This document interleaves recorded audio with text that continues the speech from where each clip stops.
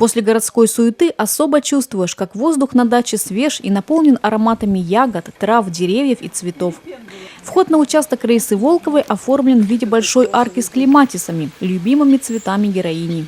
Сначала вот я разводила мелколуковичные тюльпаны, вот там нарциссы. Ну и сейчас много у меня, вот они уже сейчас уже все отцвело, я уже выкопала. А сейчас как бы у меня пристрастие к многолетникам. Многолетники в основном это вот клематисы. Клематисы – главный атрибут участка, только набирают цвет. И скоро арки раскрасятся розовыми, синими, белыми, махровыми соцветиями. По словам хозяйки сада, эти цветы переносят зиму лучше, чем розы. Их предпочтительнее использовать на опорах. Есть на участке семьи Волковых и цветы с другими необычными названиями. Бузульник Пржевальского, зубчатый бузульник, астранция, филипендула, рододендрон. Каждый из них уникален и занимает свой уголок в ландшафтном дизайне.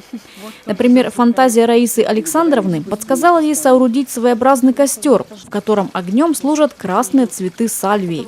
В июле в сплетение цветочных запахов уверенно вмешивается один из самых вкусных и сладких ароматов.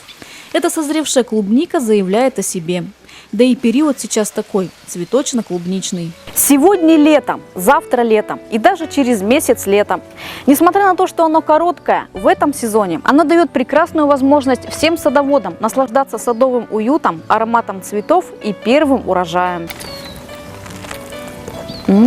Хозяйка гостеприимно угостила нас огромными и вкусными ягодами сорта сельва. Прохаживаясь вдоль садовых дорожек, мы не могли не обратить внимание на милые уголки отдыха. Каждый из них имеет свое название и тематику. Например, японский городок, сухой ручей и гусиная ферма. Садовый уют и красота, созданные своими руками, требуют больших хлопот и времени.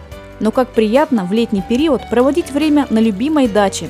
Ведь верно подметил Барт Митяев, что лето – это маленькая жизнь.